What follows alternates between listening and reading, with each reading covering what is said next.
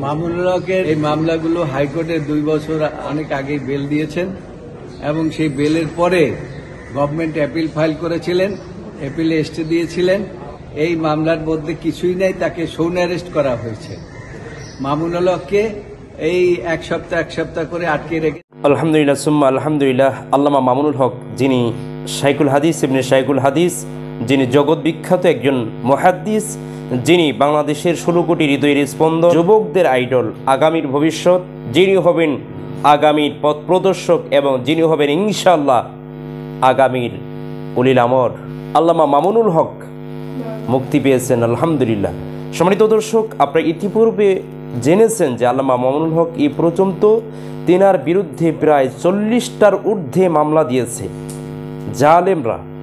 এই মামলার ভিতরে ধারাবাহিকভাবে আপনাদের বলেছিলাম যে উনি ইতিপূর্বে প্রায় 20টা মামলায় জামিন হয়েছে। ইতিমধ্যে আজকে নিউজে আরও 2টি মামলায় আল্লামা মামুনুল হক সাহেবকে জামিন দিয়েছেন আপিল বিভাগ। আশা রাখি যে আল্লামা মামুনুল হক সাহেব অচিরেই আমাদের সামনে উন্মুক্ত বাতাসে বীরের বেশে ফিরে আসবেন। হযরত ইউসুফ আলাইহিসসালাম তিনি যেই কেলেঙ্কারিতে, যেই অপবাদে জেলে গিয়েছেন, হিসাবে জেল থেকে কিন্তু বের হয়েছেন একজন বাদশাহ আমির হয়ে।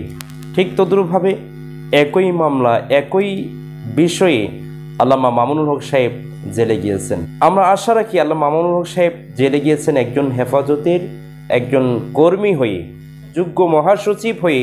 আমরা আশা রাখছি মামুনুল হক সাহেব যখন বের হবেন তখন শুধুমাত্র হেফাজতের মহাসচিব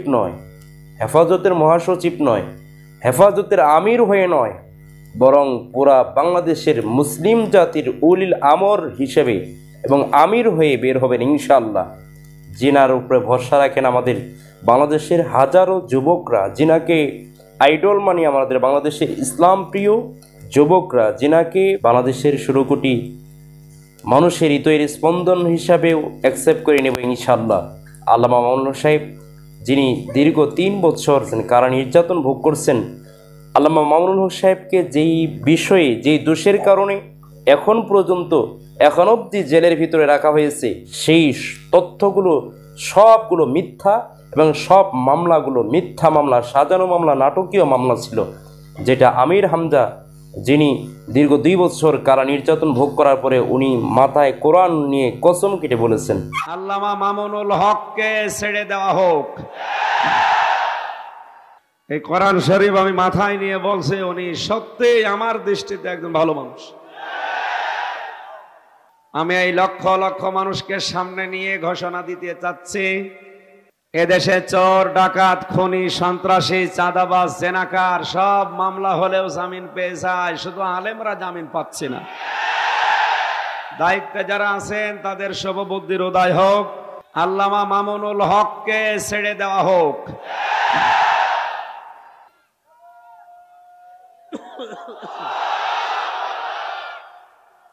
আলহামদুলিল্লাহ ভাই,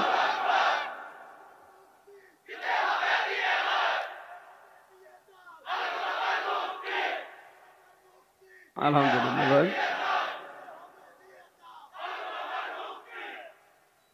আমি বাস্তবতায় তার কাছে প্রায় 2 বছর 8-9 মাস একাধারে এক জায়গায় ছিলাম।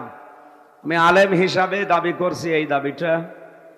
বাস্তবে তিনি, আমরা যা শুনতাম এতদিন, তিনি অন্য ঘরানার আলেম, কওমি মাদ্রাসার আলেম। আমি আলিয়া মাদ্রাসায় পড়েছি, বিশ্ববিদ্যালয়ে পড়েছি, আমি এই লাইনের। কিন্তু তার কাছ থেকে যা পেয়েছি, উল্টাপাল্টা যা শুনতাম এতদিন তার নামে 20 সালের আগ পর্যন্ত, সবই বানোয়াট, মিথ্যা কথা। এই কোরআন শরীফ আমি মাথায় নিয়ে বলছি, উনি সত্যিই আমার দৃষ্টিতে একজন ভালো মানুষ। এখলাস আছে লোকটার এবং এলেম আছে। ওনার কাছে মাওলানা শাকাওয়াত হোসেন রাজি সহ আরো যারা আলেমরা ছিলেন, আমি অনেক কিছু তাদের কাছে প্রায় 3টি বছরে পেয়েছি। আল্লামা মামুনুল হক সাহেব যে জাতির জন্য, উম্মার জন্য, মুসলিম জাতির জন্য, বাংলাদেশের ইসলামকে প্রতিষ্ঠার লক্ষ্যে যে তিনি রক্ত দিয়েছেন, তিনি সময় দিয়েছেন, তিনি রিমান্ড ভোগ করতেছেন, নির্যাতন ভোগ করতেছেন, এটি কিন্তু আমাদের সামনে সুস্পষ্ট। সম্মানিত দর্শক, তবে আল্লামা মামুনুল হক সাহেবকে ভুলে গেলে আমাদের চলবে না। আল্লামা মামুনুল হক সাহেবকে যদি আমরা ভুলে যাই তাহলে আমরা হেরে গেলাম জালেমের কাছে। আর যদি আল্লামা মামুনুল হক সাহেবকে নিয়ে আরও স্বপ্ন দেখি তাহলে আমরা জিতে যাব জালেমদের ওপরে। সম্মানিত দর্শক, মনে রাখবেন যে বিজয়ী এমনি এমনি আসে না, আগে কষ্ট করতে হয়। আল্লাহ রাব্বুল আলামিন কোরআনুল কারীমের মধ্যে বলেছেন, ইন্না মাআল উসরি ইউসরা। আল্লাহ নবী সাল্লাল্লাহু আলাইহি সাল্লাম মক্কা থেকে মদিনায় চলে গেলেন, হিজরত করলেন, বারবার মক্কার দিকে তাকান। আল্লাহ বলেন, ইন্না মাআল উসরি ইউসরা। নবী আপনি ধৈর্য ধারণ করুন, কষ্টের পরেই সহজ। আল্লাহ নবী সাল্লাল্লাহু আলাইহি সাল্লাম যখন মসজিদুল আকসার দিকে ক্যাবলা হলো, মাতৃভূমি মক্কার দিকে ক্যাবলা কেন হলো না? আল্লাহ নবী বারবার এই কষ্টে তাকান মক্কার দিকে। আল্লাহ তাআলা বলেন, ইন্না মাআল উসরি ইউসরা। নবী আপনি ধৈর্য ধারণ করুন, কষ্টের পরেই শান্তি, অশান্তির পরেই সুখ। ঠিক তদ্রূপভাবে এই আয়াতের উপরে আমরা রিসার্চ করে, গবেষণা করে আল্লাহর উপরে ভরসা রাখছি যে আল্লামা মামুনুল হক সাহেব আজকে জেল ভোগ করতেছেন, নির্যাতন ভোগ করছেন, রিমান্ড ভোগ করছেন। শুধু আল্লামা মামুনুল হক সাহেব এই কষ্টের সাথে সম্পৃক্ত নয়, বরং মামুনুল হক সাহেব প্রিয়, ইসলাম প্রিয়, আগামীর বাংলাদেশ, ইসলামের বাংলাদেশ গড়ার লক্ষ্যে হাজারো মানুষের হৃদয়ে আঘাত হচ্ছে, রিমান্ড ভোগ করতে হচ্ছে, জুলুম অত্যাচার সহ্য করতে হচ্ছে আল্লামা মামুনুল হক সাহেবের রিমান্ডের কারণে। তো আমরা ধৈর্য ধারণ করছি, মামুনুল সাহেব ধৈর্য ধারণ করছেন কেন? আল্লাহ বলছে, ইন্না মাআল উসরি ইউসরা। এই ধৈর্যের ফল অচিরেই আমাদের সামনে পাবো। কষ্ট পরেই সুখ, অশান্তির পরেই শান্তি।